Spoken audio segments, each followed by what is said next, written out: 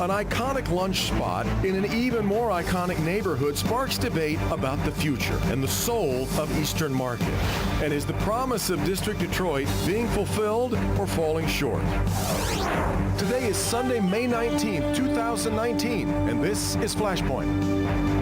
Hi, welcome to Flashpoint. If you have been waiting for a sign of spring, today is Flower Day at Eastern Market, and that for me may be the surest sign of spring of all. And it's fitting because this morning we're going to talk about Detroit's growing pains, and Eastern Market will be our port of call for that conversation. It was a heartbreaker for Eastern Market's vast legion of devotees to hear that the Russell Street Deli is going to close. For some, it was the loss of a favorite breakfast and lunch joint. It bordered on the spiritual for the Travel Channel's Andrew Zimmern, who referred to it as a sanctuary. For others, it was confirmation of the fears that surfaced when word broke that Sanford Nelson and his father Lyndon Nelson were buying up a lot of Eastern Market real estate. The fears seemed reasonable. Who buys anything with the intention of leaving it just as it is? That ratcheted up considerably when Russell Street owner Ben Hall took to social media to torch the Nelsons, adding, "It's hard enough to make a sandwich without some guy's hand deep in your pocket." Nelson has tried to make his case that he's not interested in a Starbucks and a Pizza Hut and wants to preserve the market's singular identity. But it frames some very difficult questions that stretch all over Detroit just now. It is always a tricky dance, trying to marry progress with respect for where you've been and what got you there, trying to balance prosperity with inclusion, the future with the past. Dan Carmody heads the Eastern Market Corporation, and as he told me recently, everybody tells him they want two things: to just keep things like they are and to make it all better. Can you do both? We're going to take measure of those growing pains this morning, and we're going to start with Ben Hall of Russell Street Deli. He's up first today on Flashpoint.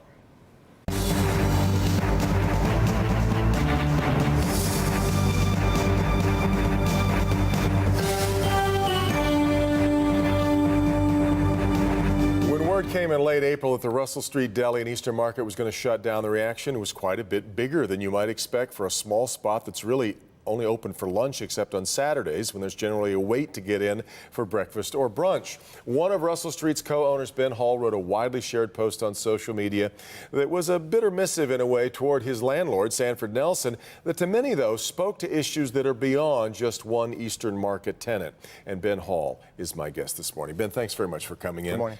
Busy day for you. In fact, you're not usually open on Sundays, but you are on Flower Day. It's true. A busy day. Yeah. I'm assuming that now, as the dust is starting to settle around the decision, the shock has worn off for some people, I think you can probably see your place now in this bigger conversation about the way that Detroit is trying to evolve. While we try to protect one thing and great institutions like the Russell Street Deli, even as a new kind of prosperity kind of starts to look the place over. Well, I think that our long-term goal was to stay open for a long time. We are viewed as a heritage restaurant, which is a hard thing to achieve. It's hard to keep a restaurant open for a couple years, let alone 30 years. So I've worked there since 1996. I've been in the market since 1984. My dad was in the market before that. So for me, it's more this idea that you're going to try to capture something and make it real so that there is a kind of beacon, even when things are good or whether things are bad. But I mean, of course, you're seeing this in other cities. Do you really, is your sense as you leave that you were chased out by a greedy landlord, or is that just too much of a headline for it? It's a little more complicated than that. I think it's a bit more complicated. I think it was a poor negotiation. Having studied negotiation as my college major, I know a little bit about it and the modes of it. And I think that they probably expected us to pay for some upgrades of their building, which we couldn't do that, and we thought it was both unconscionable, but I also explained in the meeting that it was important for us to think about what we would be able to do day to day, being able to shell out that kind of money. $50,000 to I guess, basically replace the floor inside. Typically, that's supposed to be the good thing about having a landlord, is that the upkeep is up to them. But in this case, I suppose the argument was that, well, the damage is on you guys. You guys are the ones that have been in there for so long. You need to pay to repair it. There's certainly, I mean, every lawyer that we had looked at it and the restaurant is flooded with lawyers every day, so I have a quorum of lawyers that I can show certain legal documents to for the cost of a soup or sandwich, which is lower than their normal rate. All the people that handled commercial said this is a commercial issue. Even if they had the building, they've only had the building for 8 months. Right. Even if that building was our responsibility, which it's not by all terms that we can see, we didn't do that damage in the last 8 months. We also didn't do that damage over the last 30 years. Every contractor that I've had in there over the last 20 years has called me and said, like, oh, I would be happy to come in here and say that floor was destroyed in 1989 or 1990, and it's lucky that it has lasted this long. And I think that that's the key point that I was trying to illustrate in the Facebook post, is that we tried to maintain that place when there wasn't a lot of street side retail in Detroit. And there's no pushback towards that if we want to stay in business. We can't negotiate out of that. Well, I think that the Nelsons have, Sanford Nelson has tried to suggest that this was all negotiable, that this could have been worked out between you all, but that you had kind of made up your mind at a certain point to not. Did it feel workoutable to you, or is it just past the point of rescue, even today as we sit here? Definitely at this point. I mean, we've made other arrangements to work around, but I think when someone close in September 28th, I think when someone brings up litigation early in a negotiation, you don't really have a lot of recourse in terms of trying to make it solvable. I know in their first responses they said we had always approached this goodwill and we had hoped to work it out amicably. But that's just not accurate. Business is hard enough and dirty enough on its own without adding any elements that make it more complicated. I mean, it's a bit like dating, but it's also a relationship. And I think it's not just the deli. I think what the post showed, which was like 80,000 clicks and 3,000 shares. Yeah. It's been shared all over the world. I think what that showed is that we are articulating something that a lot of people couldn't articulate about the position that we're in, but we're also not the only restaurant that's closed. In fact, describe for me exactly how you suppose you'll describe this as what happened to you, what happened to Russell Street Deli.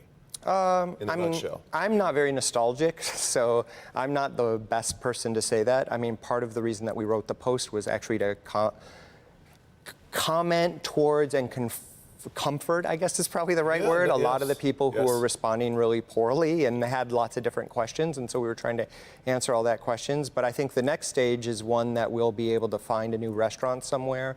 I think as I was telling you before, something that's really important to note is that if I had a little soup company and my soup company went somewhere else, we wouldn't be having this conversation.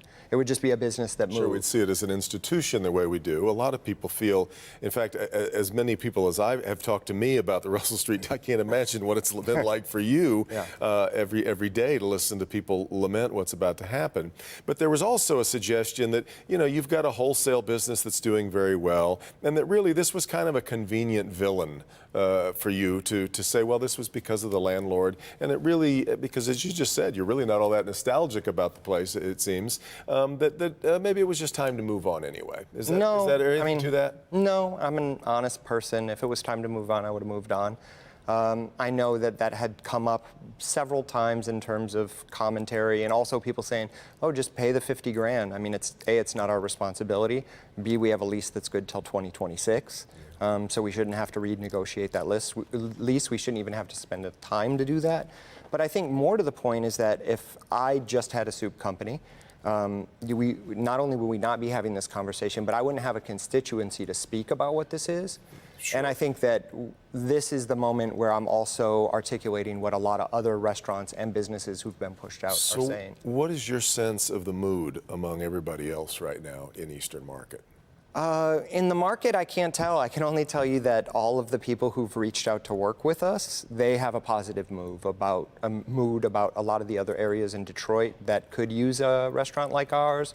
Or maybe it's not even the same place. Maybe it's not eggs and bacon, but maybe it's barbecue or something else. Mm-hmm. There's so many places that need anchor businesses that aren't trying to, I would say, be extortionary and get more money than you can make. I mean, most restaurants that don't have booze make between 1% and 3% profit margin over the year. Yeah. So even if you make $1 million at the end of the year, you got $30,000 to split up. It's not a lot of money. Well, a Russell Street awning anywhere would, I imagine there's a good group of folks who will follow you wherever you go. I really appreciate you being here this morning and talking about it. Best luck to you and your employees. I want to also mention we did invite Sanford Nelson to be here this morning, and he declined our invitation. But we'll talk about, with our roundtable here in just a minute, this broader picture of trying to move forward while respecting the past and what's already here at the same time. This is Flashpoint on Local 4.